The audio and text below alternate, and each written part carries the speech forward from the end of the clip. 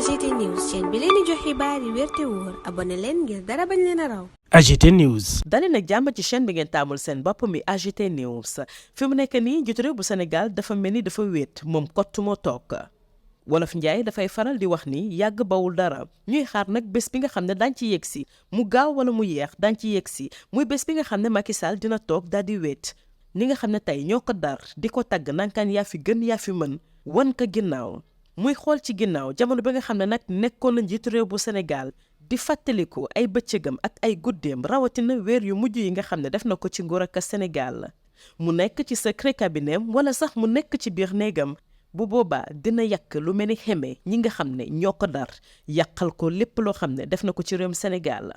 ndax moom kat mooy président bu njëkk bi nga xam ne moo daal di dakkal processus électoral ay waxtu yu néew des ñu daal di tàmbali campagne électorale fii ci réewum Sénégal gulet mu am fii ci réewum Sénégal xam ngeen ne yooyu la élection dañu waxoon a tànn ka nga xam ne moo ko nar a wutu ci bopp réew mi.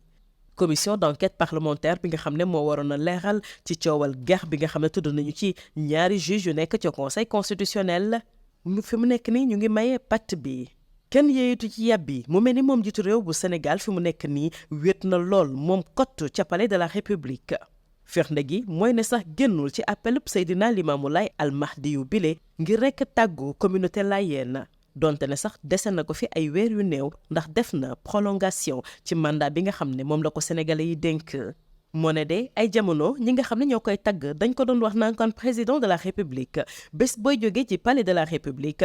ci karo marbre yile dinañ fi bind sa tur rawatina liggéey bu am solo bi nga xam ne def nga ko ci réewum Sénégal waaye loolee dafa mel ni dafa nara ndax saay Macky Sall li ñuy fàttali ko ci moom mooy rek réalisation infrastructurelle yi nga xam ne daanaka bilan immatériel am bépp yàq na ko yaxeet communauté internationale fi mu nekk nii seen i gët ñu ngi ko teg ci réewum Sénégal bi nga xam ne ay jamono moo nekkoon réewum jàmm ak salaam dem nañu sax ba di ko digal rawatina di ko jox ay leçons de morale ci bonne gouvernance lii nag dafa dem sax ba di ñu gàccal ñun sénégalais yi muy fàttali tegtal yi nga xam ne dañ koy jox dictateurs yi wala sax réew yi nga xam ne daanaka dañoo fëkk nguur gi foofee nga xam ne seeni loi dañu ko nappaaje bés bi yàlla sàkk ak yelleefu doomu aadama yi kenn du ko toppatoo fii ci réewum Sénégal kilifa yu jigéen yeeg yu góor yi nga xam ne nag xooluñu sax li am ci réewum Sénégal bëgg nag indi ci ay explication daanaka ñooñu mën nañu leen méngale tey ak ay pyromane maanaam daal ñi nga xam ne ñooy taal daay bi seen pexe yi nga xam ne dañ ko doon def ngir des ci nguur ak Sénégal daanaka tey lépp nee na fàng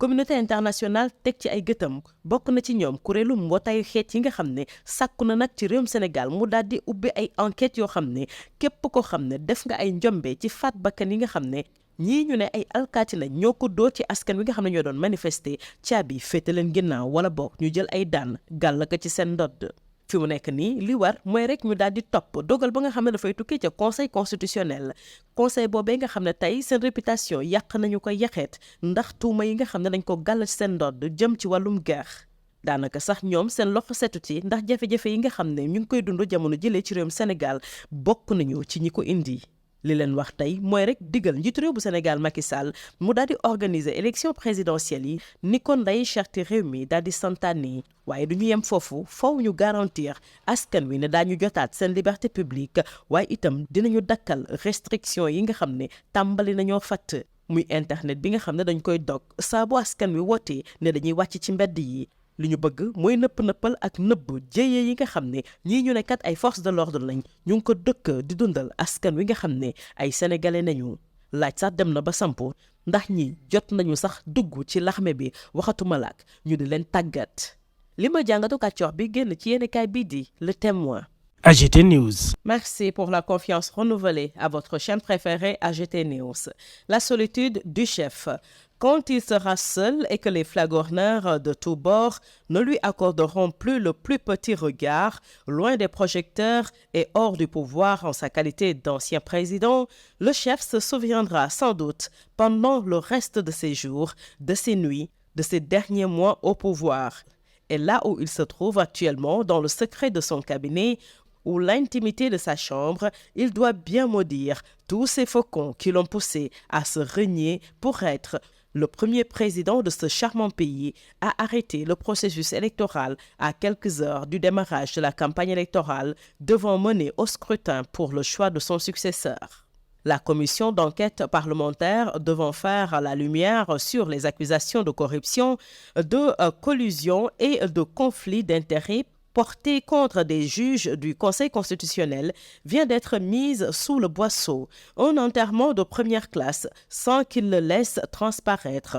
Le chef doit bien se sentir esseulé dans son palais où il n'est même pas sorti pour faire ses adieux à la communauté laïenne. Au juste, pourquoi faire ses adieux puisqu'il entend bien jouer les prolongations? Il doit en tout cas se désoler de la petitesse d'esprit de ses flagorneurs, lui qui rêvait de graver sa présidence dans le marbre de l'histoire. On ne retiendra hélas de sa gouvernance que ses réalisations infrastructurelles que vient effacer rageusement son bilan immatériel peu reluisant. Voir la communauté internationale braquer ses yeux sur ce beau pays qui fut un havre de paix, faire des injonctions à son chef et lui donner des leçons de gouvernance fait assurément de la peine. Ça rappelle tristement les injonctions faites à des dictateurs ou des pays dirigés par des putschistes, où les lois sont quotidiennement piétinées et où l'on est peu respectueux des droits de l'homme. Dans notre cher Galsen,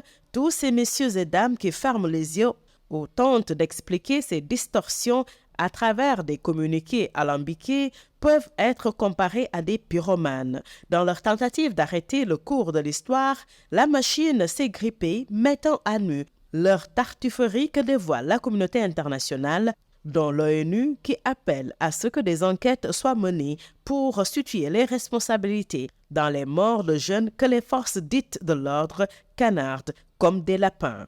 La seule conduite à tenir actuellement, c'est de faire respecter les décisions du Conseil constitutionnel. Un conseil dont la réputation est à jamais ternie par des accusations de corruption et qui est grandement responsable du bazar qui prévaut actuellement dans ce pays, et dont tout le monde attend hypocritement qu'il ordonne au chef d'organiser l'élection présidentielle conformément à la Constitution, de garantir les libertés publiques et surtout d'arrêter de nous pomper l'air avec ces restrictions sur l'Internet mobile, dans le seul but de nous dissimuler les bavures des forces dites de l'ordre dont on se demande si elles ont seulement subi une formation, ne serait-ce que sommaire. Telle est la rubrique de Katyorbe parue dans le quotidien Le Témoin. AGT News.